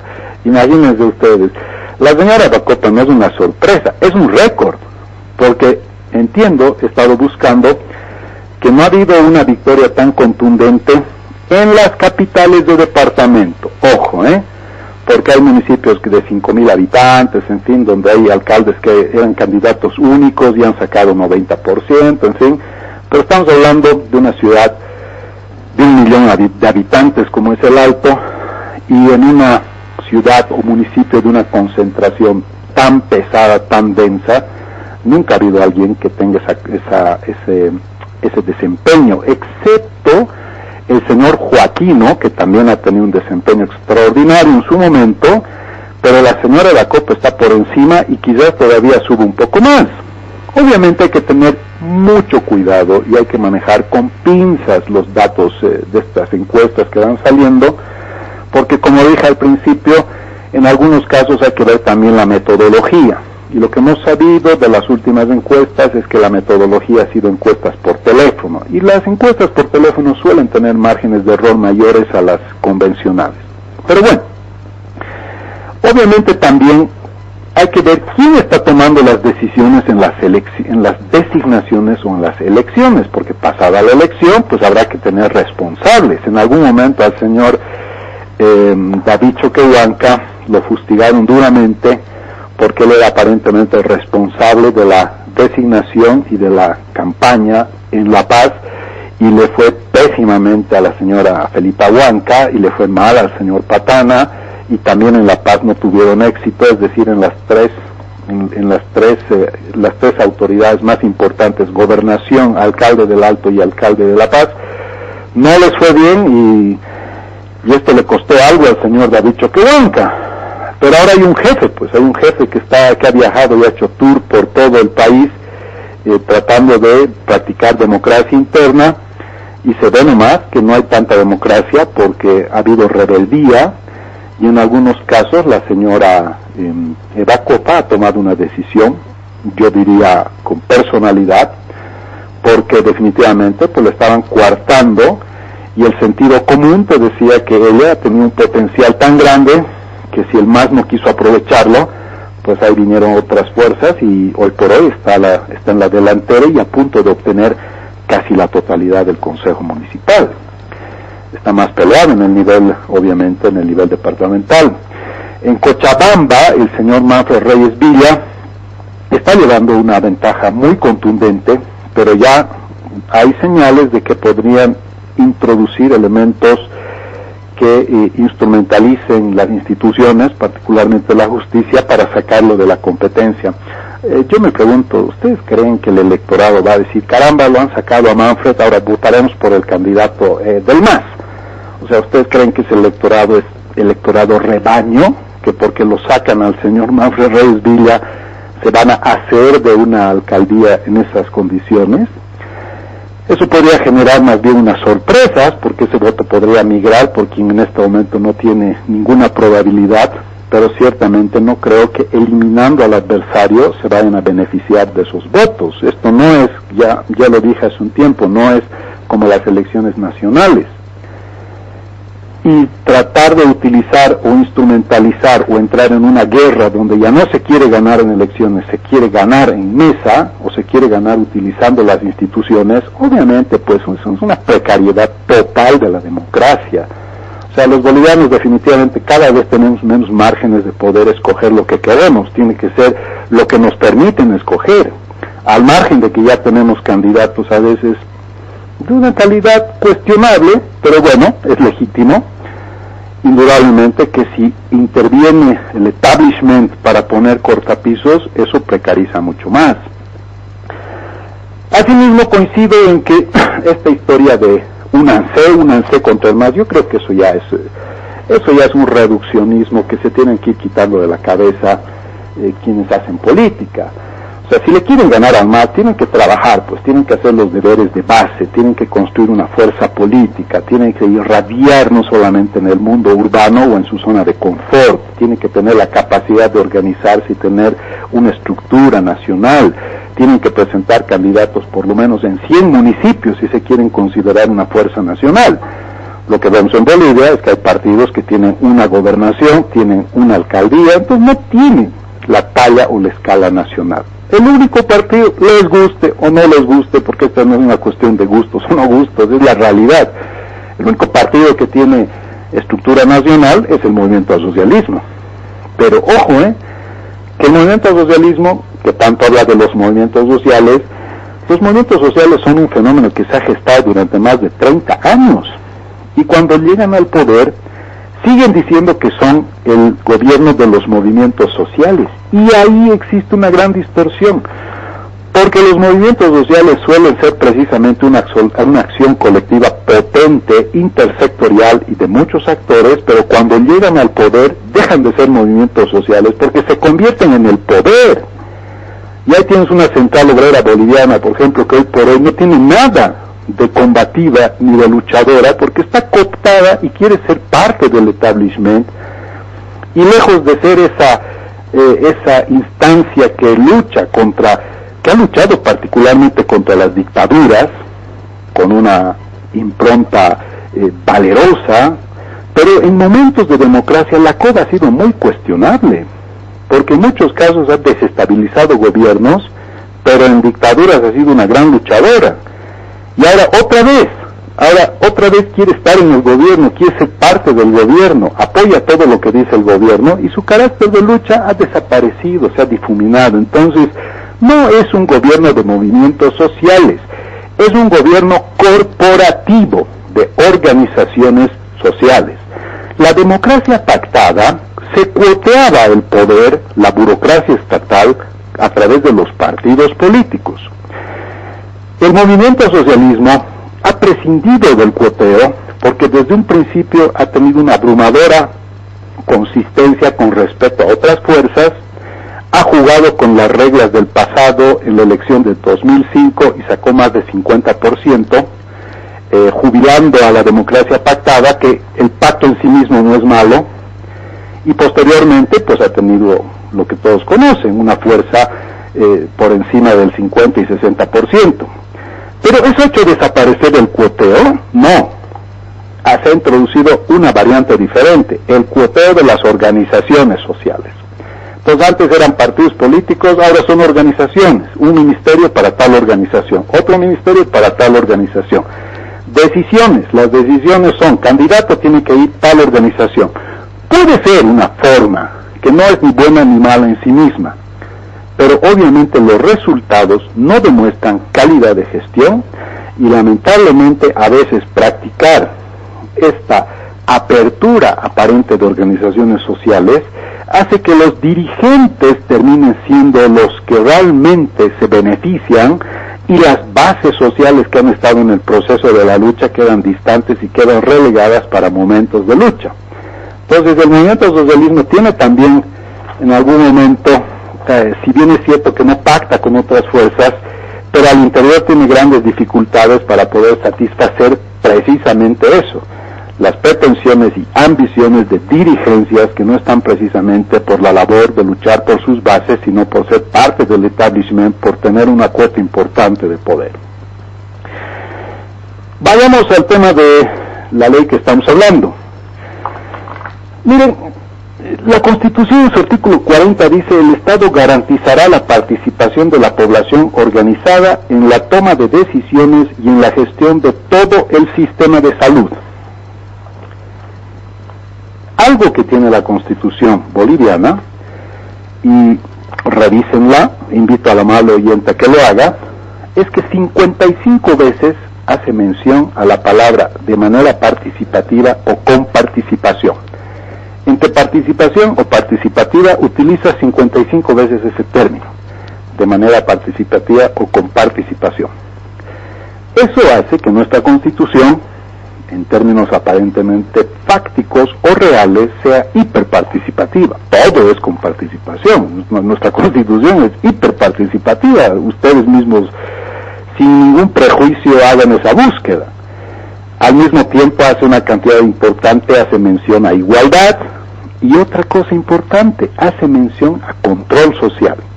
O sea, es una Constitución con altos niveles de participación, es una Constitución igualitarista, a diferencia de la liberal, y es una Constitución con control social. El punto radica en que cuando se legisla, no participan los sectores, hace mucho tiempo. Eso pasó no solamente en el caso de la ley que nos toca analizar ahora, sino eso pasó con muchas leyes. Recuerden el PIBNIS. Se supone pues que, por ejemplo, se debería haber consensuado con los pueblos indígenas, no se hizo absolutamente nada de eso. Eso terminó en una masacre a esa población de una forma tan dolorosa. La única persona que salió en ese momento con dignidad fue la ex ministra de Defensa, ¿no? Ella dijo: yo no estoy de acuerdo con esto y renuncio. Creo que es la señora Cecilia Chacón. Después todos se quedan callados, entran en un contrasentido contra sus propios fundamentos de cambio de la arquitectura jurídica que le quiso o le quiere brindar al país una nueva visión, una visión hiperparticipativa. La gran contradicción radica en que esa hiperparticipación no existe. Y entonces aquí tenemos los problemas de base, que no participa el sector. ¿Cómo es posible que hagan una ley de salud sin participación activa del sector de salud? El sector de salud no puede ser enemigo del gobierno. Claro, como el Código de Procedimiento Penal, entiendo, recuerdan ustedes, finalmente tuvo que ser abrogado. Fue una lucha del sector salud al cual se plegaron las universidades, se plegó la COVID inclusive en su momento, en fin. Ahora pareciera que el sector de salud está estigmatizado como un sector adverso, derechista, reaccionario, cuando el sector de salud está pasando una de las peores circunstancias en este momento. Vayan a los hospitales, los médicos, ¿quién no está contagiado? Pero por favor, estamos viviendo un momento de guerra, con una circunstancia que no la podemos manejar si es que no actuamos en clave de coordinación intersectorial multinivel, con todos los gobiernos nacionales y subnacionales, y además también desde una perspectiva de consensos políticos, porque esto no puede ser, la pandemia no se la puede politizar. Es más, fíjense ustedes, han llegado 20,000 vacunas que ese universo da apenas para vacunar a 10,000 personas, porque son 2 vacunas por persona. Llegaron 20,000, son para 10,000. No hemos podido vacunar 10,000 personas. Imagínense ustedes, o sea, si mañana llega 1,000,000 de vacunas, el problema no es el 1,000,000 de vacunas, el problema es que no tenemos capacidad instalada, no tenemos expertise, ni siquiera para poder vacunar. O sea, vamos a estar con nuestras vacunas ahí, porque 10,000 vacunas, además para los médicos, no hemos podido operativizar de manera eficiente. Mañana puede llegar 2 millones de vacunas, de acuerdo, ese no es el problema. El problema es que no hay forma, capacidad logística, capacidad operativa para poder hacer ese trabajo de forma eficiente. Nuestro gran problema ya ni siquiera es la compra de la vacuna, es el pésimo sistema de salud que tenemos, las bajas capacidades, los malos niveles de coordinación y la variable más execrable que puede haber, la politización de la vacunación. Y viene la ley, obviamente, que en ningún lado hace mención al tema del COVID, es ley de emergencia sanitaria, ¿no? Esta ley de emergencia sanitaria es hecha para el COVID, pero es genérica. Es una ley que además carece de un sentido lógico y constitucional. Pero eso no es de interés del pueblo. Lo que ahora nosotros queremos saber es que hacen una ley sin consensuar, y es a la usanza también del pasado. En el pasado se hacían leyes, no digo el pasado del gobierno del MAS, en el pasado hacían leyes, por ejemplo, para el sector magisterio sin el sector. Hacían leyes para el sector salud sin el sector. Se supone que con la nueva constitución, precisamente la construcción, el consenso de la plataforma legislativa debería permitirnos tener leyes que se puedan y que tengan validación social. Porque una ley carece de fuerza fáctica cuando tiene validación social. Pero si una ley nace de forma espúrea, de forma abusiva, impuesta, en fin, y sin capacidad operativa, ciertamente podemos tener las leyes que querramos, porque las leyes no tienen cualidades mágicas. Gracias, ahí me quedo, querido José Luis. Muy bien, le agradecemos a don Franklin Pareja, también dando cuenta de este segundo punto de diálogo en Panamericana.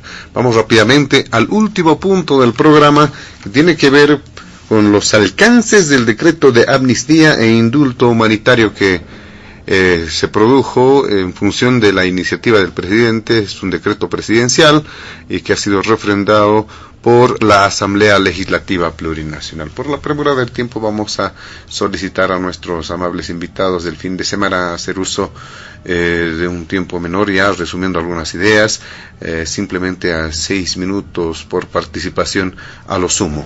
Le damos la palabra a don Adolfo Mendoza como ex senador y ahora legislador supraestatal. Adelante, don Adolfo Mendoza. Muchísimas gracias, José Luis. Inevitablemente debo hacer referencia al otro punto, a la ley de emergencia sanitaria.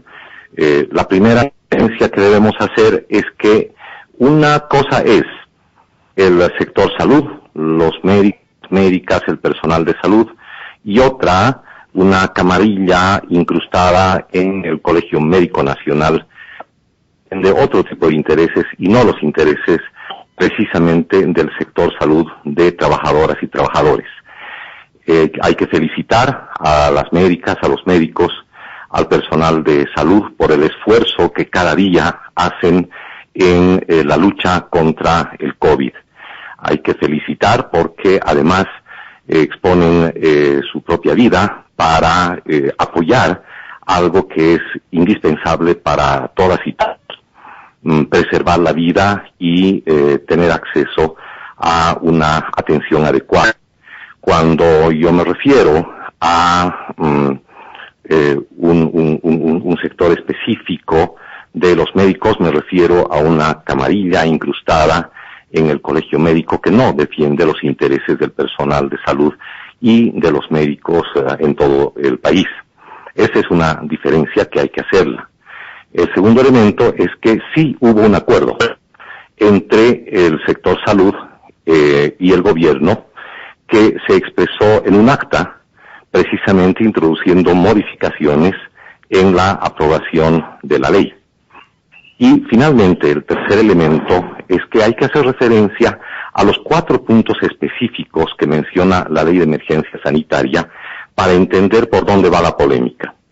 El primer punto, el hecho de que se establecen mecanismos adecuados para que los elementos y dispositivos de bioseguridad puedan estar al alcance del personal de salud de una manera desburocratizada y ágil. Esto es indispensable para absolutamente todos los niveles de gobierno para luchar de una manera eficiente contra el COVID. El segundo elemento es que esta desburocratización de las decisiones permite la contratación de personal en caso de que se requiera, y esto ha causado una polémica en el sentido de, por ejemplo, decir, no, ¿por qué se va a contratar personal médico que ha estudiado en el exterior?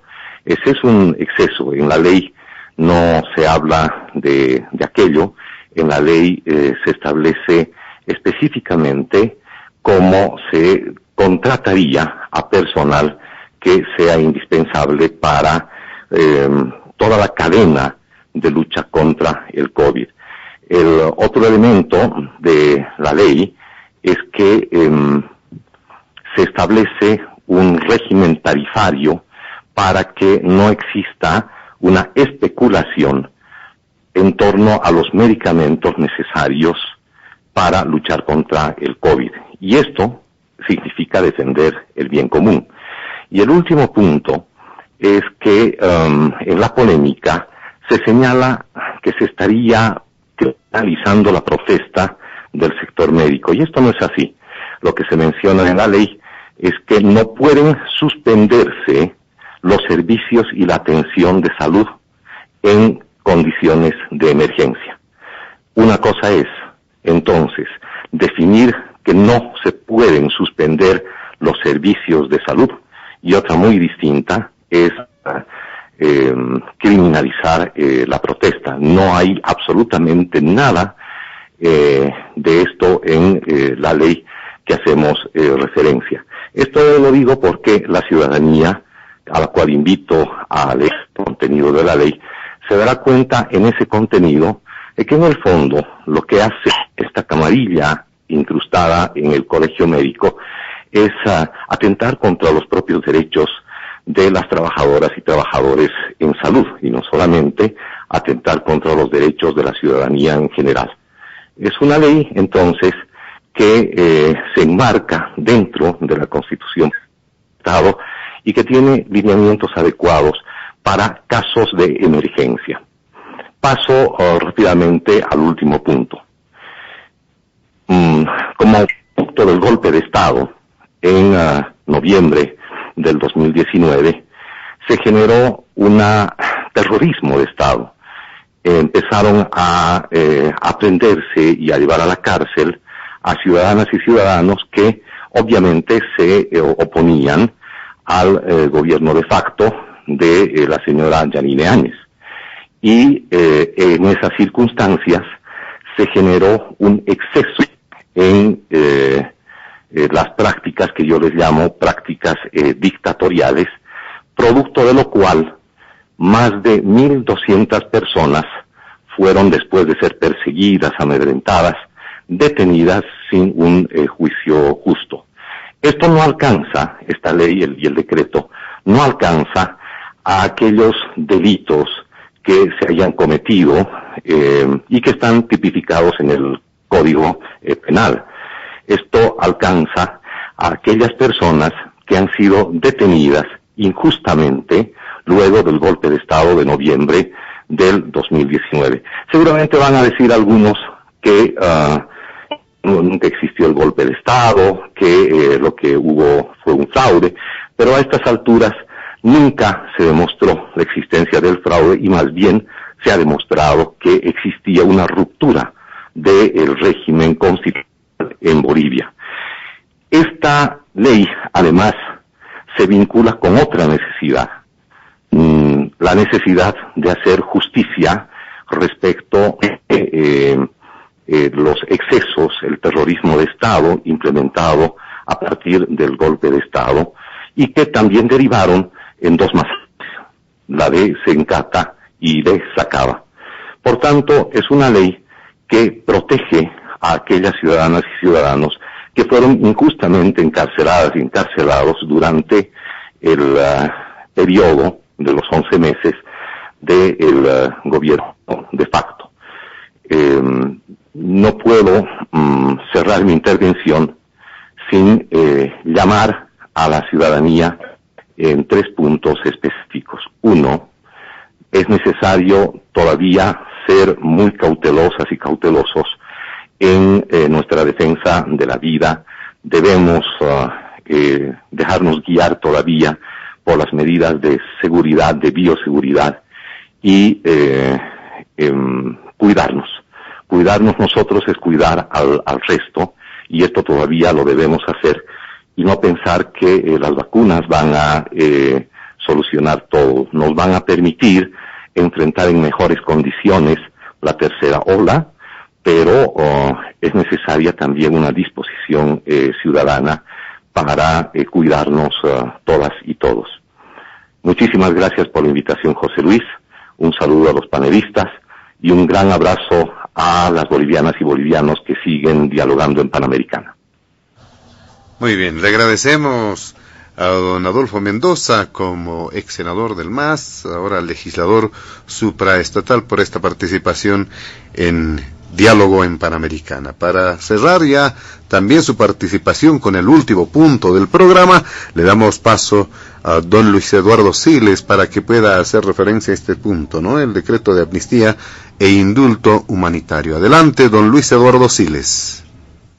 Rápidamente, José Luis, si me lo permite, 2 frases sobre el punto anterior. Yo no entiendo por qué no se permite que los gobiernos subnacionales, ya que estamos hablando de eso, puedan importar vacunas y las empresas privadas puedan, respetando toda la normativa internacional sobre el tema, importar vacunas y de esta forma aliviar la situación de las vacunas en Bolivia, puesto que hasta ahora solo han llegado 20,000 vacunas. Y lo segundo es que los médicos nunca dejan los servicios de emergencia sin atender. O sea, eso nunca ha ocurrido, que yo sepa. Sí, las consultas regulares. Y lo tercero es que la gran desconfianza pues aquí es que a través de esta ley se pueda volver al chistecito de traer médicos cubanos. ¿Por qué tenemos que traer médicos cubanos? ¿Por qué tenemos que traer, nosotros tenemos cocaleros cubanos, ingenieros cubanos, periodistas cubanos? ¿Por qué? Si esto es Bolivia, ¿por qué tenemos que traer médicos cubanos si hay suficientes médicos sin empleo en Bolivia? Yendo al tercer punto, el decreto de amnistía e indulto ha sido aprobado sin debate. La oposición no ha podido expresar su punto de vista para que por lo menos cuente en el redactor camaral, para que esté escritito ahí lo que dijeron. No ha habido debate, es decir, lo único que tiene un parlamentario de oposición es su posibilidad de decir algo en el debate, no les han dejado hablar. Entonces, esto hace que, ¿para qué tenemos pues ya una asamblea si no pueden ni hablar los opositores? Mejor que se vayan a su casa, si es que no pueden expresar su punto de vista en un tema tan central. Y en segundo lugar, este es un modus operandi que viene desde el 2003, ¿no es cierto? En el 2003 hubo, sí, un golpe de Estado. En el 2003 hubo un golpe de Estado que la gente que hoy en día está en el gobierno causó, generó los muertos, generó el dolor. Y después el gobierno que asumió, que en ese entonces fue el gobierno del señor Mesa, amnistió de sus delitos a los que generaron el golpe de Estado. Entonces ahora estamos tratando de hacer lo mismo. ¿Cuáles son las consecuencias de esto? Que el mundo entero ve, ¿no es cierto? Los observadores de países vecinos y las instancias internacionales ven que la intención aquí es generar una situación de impunidad para Evo Morales y para los hechos violentos de 2019. ¿Aló? Adelante, don Luis Eduardo, continúe. Sí, los hechos de violencia de 2020, los que quisieron tomar la planta de gas de Sencata, que hubieran causado, si prosperaron en sus objetivos, cientos de miles de muertos, esos no pueden ser enjuiciados, ya son perdonados sin que medie una investigación. Los que quemaron 60 buses Puma Qatari aquí en la ciudad de La Paz, ahora que estamos en las elecciones, tómenlo en cuenta los auditores que van a votar, quemaron 60 buses Puma Qatari. Eso es mucha irracionalidad, mucho odio y mucho crimen. Esas personas no serán perseguidas. Los que cometieron estupro, un delito en el Código Penal y en cualquier código moral, tampoco serán enjuiciados, ni siquiera enjuiciados, es decir, no serán investigados. Y los que hicieron fraude en las elecciones de 2019 tampoco serán ni siquiera investigados. Esto significa que no hay la más mínima posibilidad de justicia en este país.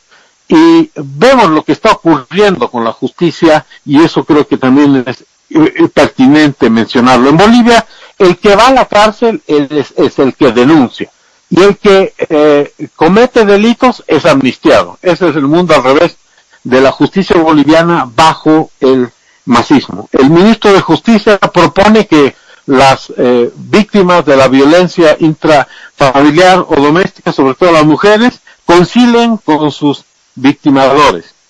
La jueza que encubrió al señor Morales en diferentes casos, ahora agarra al señor Marcel Rivas y lo saca de una clínica donde sin alta médica y lo mete a San Pedro. Estas son nuevas violaciones a los derechos humanos de los ciudadanos, y este procedimiento de aprovechar de su mayoría en la Asamblea y sin debate aprobar este decreto de amnistía es pues un precedente nefasto y desastroso para la democracia y para la justicia en Bolivia. Y repito, Marx decía, la historia se repite dos veces, una vez como tragedia y otra vez como farsa. La tragedia se dio en 2003, la farsa la estamos viviendo hoy, y esto no va a ser sin consecuencias, porque todas estas acciones tienen consecuencias, y lo que se demoró 14 años en acabarse, que fue la paciencia del pueblo boliviano, parece que ahora no va a demorar ni 6 meses en acabarse, porque estamos repitiendo el mismo libreto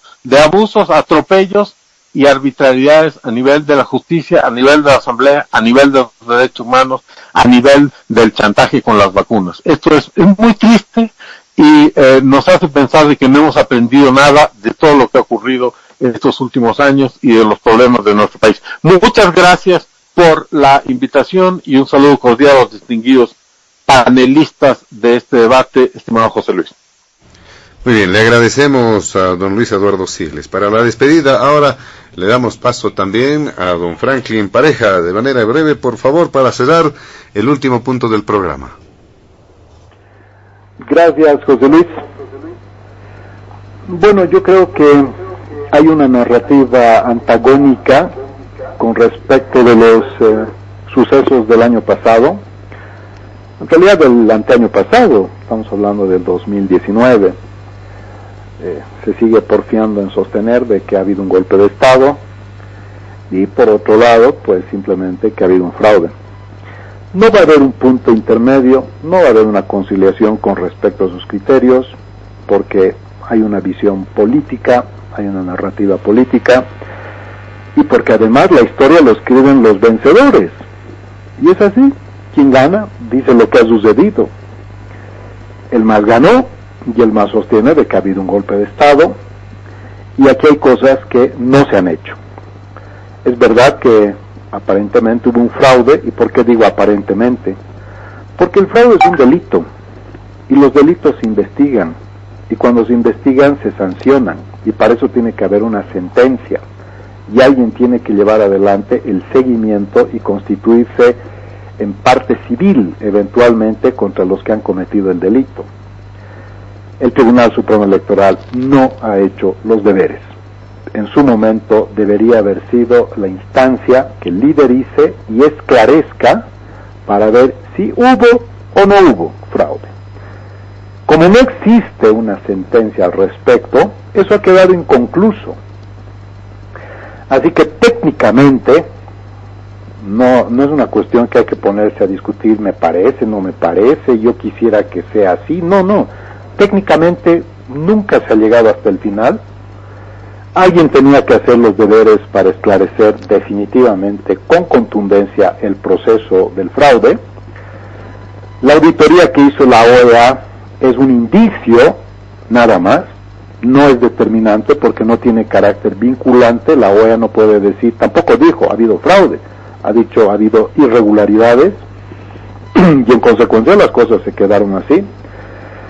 El tribunal siempre ha tenido una actuación laxa, parece que es típico de la actual administración, no querer meterse en problemas, no enemistarse con nadie, hacer las cosas en paz, y donde hay que tocar la llaga, donde hay que poner el dedo en la llaga, pues no rehuyen, porque claro, no quieren hacerse mala sangre con nadie, y no hizo lo que tenía que hacer, llegar hasta el final y decir, caramba señores, aquí está, por esto y por esto hubo fraude. Pero no a través de una resolución de sala plena del tribunal, sino en la justicia. Y el tribunal impulsar y alimentar las pruebas. Creo que presentó unos escritos, en fin, pero eso no es suficiente. Asimismo, la justicia no ha cambiado nada. Está claro de que es difícil esperar que salga una sentencia favorable, pero eso no es excusa para no hacer los deberes. Ahora estamos en una situación en la cual, producto de la ausencia de la verificación fáctica y jurídica de una sentencia que diga que ha habido fraude, se sostiene que ha habido un golpe de Estado. Y nos retrotraemos y se alimenta entonces el argumento de decir, como hubo golpe, todos los actos que se han suscitado, pues para empezar, carecen de legalidad, han sido un exceso y por tanto son ilegales. Y quienes han llevado adelante las revueltas de uno y otro lado pueden ser considerados víctimas y se exculpa a todos, porque el único que puede dar una amnistía no es la Asamblea Legislativa, no da amnistía. Eso es una facultad constitucional del presidente, que está en el artículo 172 de la Constitución, que en su numeral 14 dice decretar amnistía o indulto con la aprobación de la Asamblea Legislativa Plurinacional. Es decir, quien ha amnistiado no es la Asamblea, es el presidente. La Asamblea, como era de esperar, le va a decir sí a lo que siempre manifiesta el Ejecutivo, porque claramente pues hay una disciplina política que no va a entrar en contrarruta.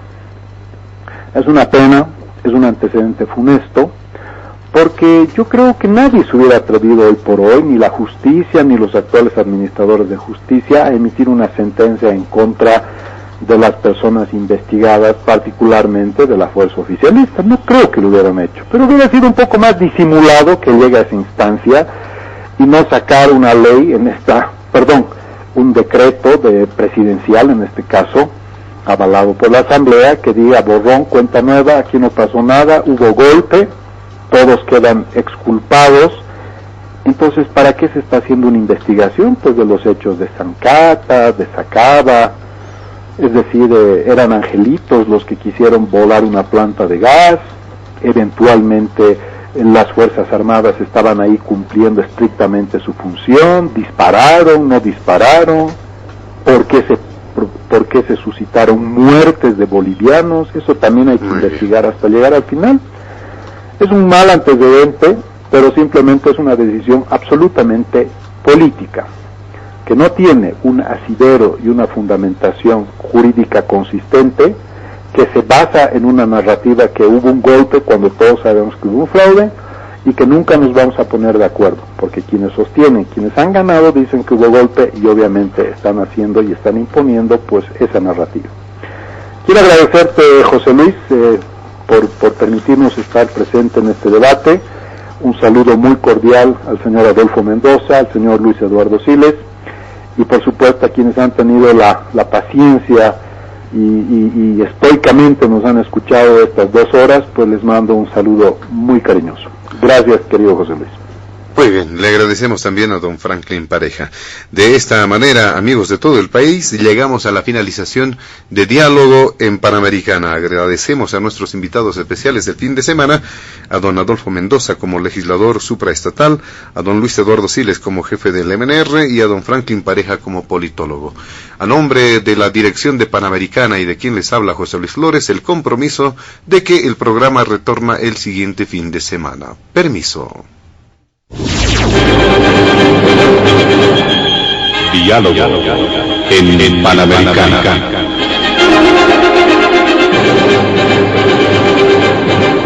La radio agradece por la atención prestada al programa de hoy. Les invitamos a la próxima entrega del Departamento Periodístico de Panamericana, cuando anunciemos.